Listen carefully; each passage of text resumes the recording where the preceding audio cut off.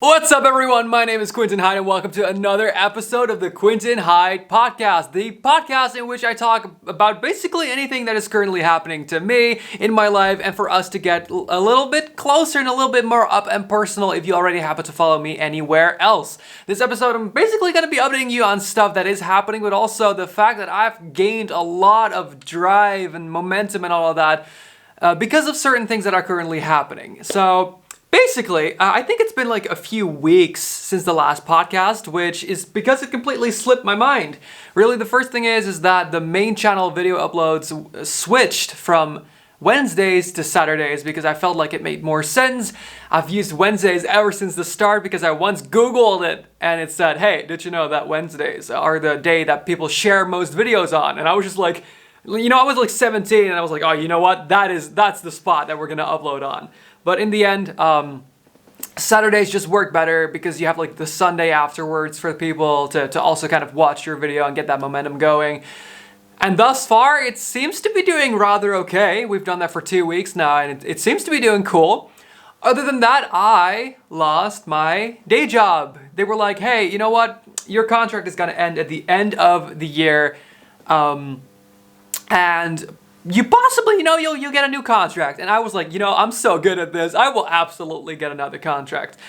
Plot twist, I did not. But I had so many overtime hours that I was able to take the entire month of December off. So I'm technically still on that contract. And they had to legally pay me some extra money because they're like sending me off, etc. So I got like a nice amount of like final money at the end of the year, which is, now. So that's kind of nice. Additionally, I was like, okay, now I got a full month to focus on getting a new job, which surprisingly only took me 3 days of not trying at all because my manager, who manages me and my TikTok stuff, he was like, hey, how would you like to freelance work for the management? And I was like, that sounds sick because I need a little bit of extra money to live. So I started doing that. It's a lot of fun. And I did, in addition to like the social media stuff that I'm getting in like other spots, that basically build up my current income. And it's not huge. Like I'm not gonna sit here and be like, I'm making so much money, bawling it out here. That's definitely not true. But I'm making enough money to live, and literally the only thing I'm doing is social media. Like I am 100% focusing on TikTok, YouTube, and all of that, which I think is super cool. I think it's so fun. I think it's so sick to be able to do that full time. It has to grow a little bit though, because every month I'm slightly scared of not being able to pay my bills. But you know what? It'll happen soon enough. It'll happen sooner than later. Something interesting that also happened is that I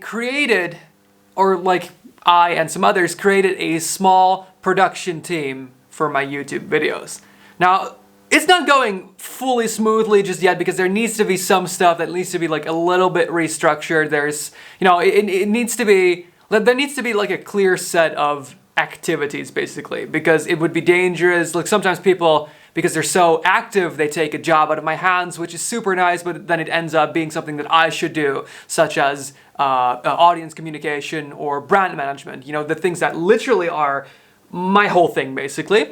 But it's super sick to have a group of people who are willingly, and I'm just gonna go ahead and say it, for free, because I have no money, willing to work and help me create cool things for the main channel. Because I've also focused on, I've done basically everything I do on the main channel is like crazy stuff. It's like I hired a psychic to do a thing. I sold my friend on eBay, all that stuff. What that makes you say, why would you do this?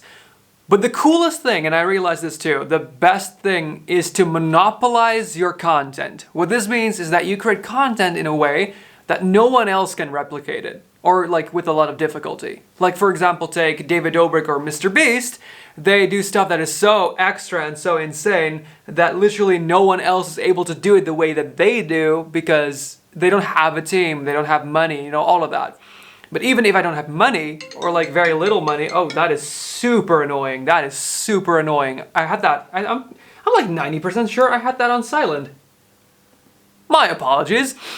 That totally caught me off guard. That was a viewer of mine who called me, by the way. I put my, I created a second phone number for a second WhatsApp and put that on my Instagram stories for people to be able to WhatsApp me.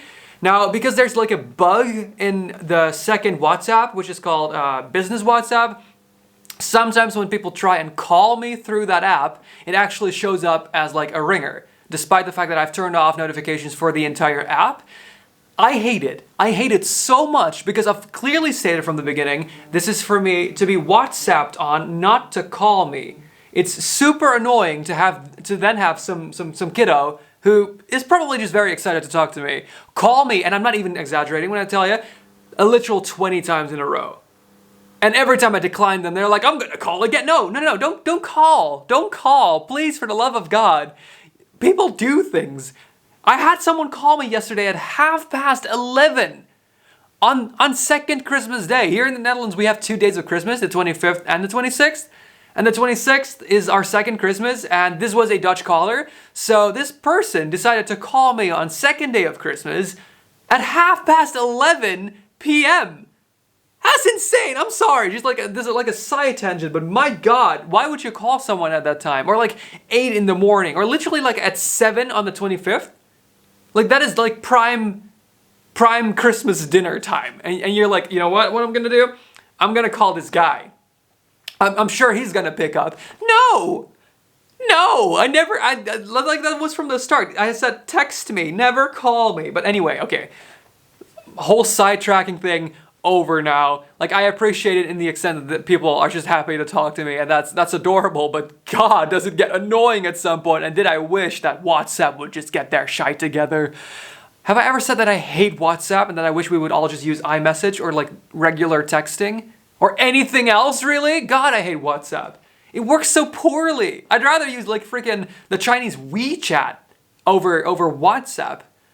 It's just, you know what? I could fill a whole 30-minute podcast of me just ripping on WhatsApp, but let's not do that either. Basically, I've stated this, I think, a million times before, but the main people that I take inspiration out of when it comes to my content and my drive to be better and all of that are Mr. Beast and David Dobrik. Now, David Dobrik has not been making a lot of YouTube videos, and Mr. Beast has quickly grown to be my main inspiration. Whenever I do anything YouTube related, I analyze, how does Mr. Beast do this? Does Mr. Beast do this? I watch every Mr. Beast interview, and I just sit there and I take notes of him just saying things. And Mr. Beast basically stated 2 things. In order for a video on YouTube to do well, it needs to do 2 things. 1, get a person to click on it. So it needs to have a good title, a good thumbnail, but also needs to have a good idea. The idea needs to be solid in order for people to click on it. The second thing you need to do is keep people watching. So it needs to be fun all throughout. It needs to have no dead spots. It needs to tell a story. And he basically said that if you can get 50% on average watching, YouTube is going to promote that. Now, usually this for me is around 40%. So I'm heavily trying to figure out, how can I up this? How can I make this better?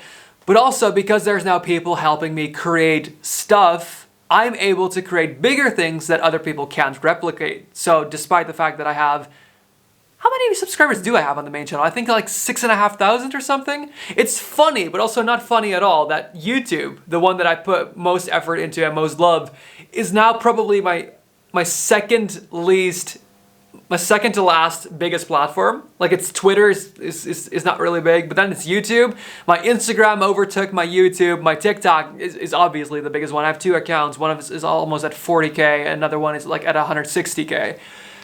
But it's that's ironic, right? That's ironic. But the cool thing about having a group of people to help me now is that I can create things that are insane for my viewer count. Everyone at that subscriber count, usually they don't do a lot of extravagant stuff. They're just kind of oh, let's just the fucking Q&A. Let's just do a Q&A. And they're they grow slightly, and as they get more money and time, they're able to do bigger things. But basically what I've said and what I want is to already be able to do crazy things, especially since my job in social media now allows me to make my own hours. I can basically schedule my YouTube videos pretty easily. Now I have people wanting to help me. I have people who want to film. I have people who want to be in it. I have a surprising amount of gear now because well, it's not mine, most of it, because people are like, oh, well, I actually have a camera right here. Would you like to try this one? And then someone else is like, oh, I just accidentally bought like 17 microphones. So everything keeps getting better and cooler, and that's like exciting. That's like cool. Additionally, I have decided that I want to have personal contact with Mr. Beast. And yeah, so do millions of other people. But, however, I strongly believe, and I've always said this, that whatever I put my mind to, I can make happen, because thus far, pretty much 99% of everything that I've ever wanted at some point I was able to create. I mean, it takes effort and sometimes years, and you know, it doesn't always work. But I believe in... You know, have you ever heard of the business book? It was not really a business book, but Think and Grow Rich by Napoleon Hill. It's super old, and there's some surprisingly racist bits in there because it's like from the 1800s. But if you can look through that, it's a pretty good book. It's a pretty good book. So that one basically states that it's kind of like a business book meets paranormal, like, witchcraft book. It's very surprising. And basically he states that he believes the entire world, and this is like often referred to as manifestation, the entire world consists of energy and vibrations, and by training your mind to accept and fully believe that you're going to be doing a certain thing, then the universe will mimic that and basically help you into that direction. Now, there's people who believe that it's like the paranormal thing where whenever you know, like a magnet, whatever you put out, you'll get back. And there's people that say it's like a psychological thing that where you basically hypnotize yourself into subconsciously making the right decisions and getting something to work. Now, I don't know what's real about that and what isn't. I quite like both of them. But because of that, I was like, I want to be able to sit down with Mr. Beast and have like, at least even if it's 15 minutes of like feedback. So that's why I have like every day on my Twitter, I give him an idea. Because even if they're not all wonderful in his eyes, they do show initiative. And this man loves nothing more than YouTube. And I mean, same. Additionally, I have like some bigger YouTube videos planned, like almost campaigns really, that I hope will get his attention. And then he'll basically see like, oh, there's like stuff of this guy trying to reach out to me from like all directions. And I hope that he'll appreciate that and be like, hey, Quinten, I'll give you feedback on your channel. And I feel like he'll have like solid feedback that I can actually work with, which will then help me grow, etc., etc., etc. Like, I believe in myself way too much to feel like this won't happen. Yeah, like the last weeks have been insane simply because so much stuff has been happening, and like it gives me a lot of drive. Like you would expect after losing your job, you would like lose a lot of drive. But I gained a lot from it because I was able to focus more on content all the while still surviving. And that is amazing. It's sick as heck. And being able to go through that and having like different things happening all around and like productions and all of that, it's just really cool. Additionally, I've also settled on the fact that there's two ways of getting your name out there on YouTube. Because, you know, TikTok kind of just like pushes everything out there. And that's how you grow, which is epic, and I wish more platforms would do this. But YouTube pushes you if your videos are, like I said, if like a good amount of people click it. And I want to say this is a click-through rate, which is like a percentage of 10%. So I feel like if around 10% or higher click your video, YouTube will consider this a high click-through rate, because it usually is. And Mr. Beast stated that over 50% of average watch time works well with like having it recommended as well. So I feel like if we're able to create a video with at least a video length of like 10 to 12 minutes that gets watched for an average of like 50% and has a 10% or higher click-through rate, then YouTube will push it more. However, it also needs to be said that you need to have some traction going on your own. So I settled on the fact that there's two different ways of getting people that have never heard of me to hear of me. One is using trendy subjects, like my video from yesterday was about Belle Delphine. She released a, well, let's just say 18 plus piece of content for the first time, and everyone was like hyped and excited for it, and I was like, hey, What if we do a video on that the day after it comes out? This is a trending subject, so basically something that is currently popping. Let's make a video on it quick, and let's get it out there. The second one is trying to get news coverage. But in order to get news coverage, you need to do something insane. Like we did with Gala at Home, the biggest Minecraft convention in the country. We got some news coverage out of that. We're currently working on something cool that we're going to be shooting next week. And we probably think that we can get like some local news in on that. And the beautiful thing about news is everyone steals from each other. So basically what I want to be able to do is create crazy things and then have the news cover it. Like, for example, we also have this idea, and I'm not going to go too much into detail, but basically it entails me taking a little walk. I'm gonna take a walk. I'm gonna take a hike. Let's just put it like that. And I thought, okay, well, this is interesting, but it's not newsworthy until you add, like, for example, a charity, because then all of a sudden it's not this guy does a thing. It's this guy does a thing, and he does it for charity. Newsworthy, heartwarming, people will like it better, and additionally, super cool, we get to help the people with the charity event. On top of that, I see that my battery is almost dead. Good thing I'm almost done talking. I like the second part better because the trending thing gave us such heart palpitations. It took so long, like we had to work so fast, I hated it. So expect to see more crazy stuff. Thank you so much for sticking with us. Please follow me on @QuintenHyde on Twitter and let me know what you think of this podcast, or comment it on the comments if you're watching this on YouTube. I'm gonna put it up now. Almost dead battery, but that's alright. Thank you so much for being here, and I'd love to see you next time. Bye bye.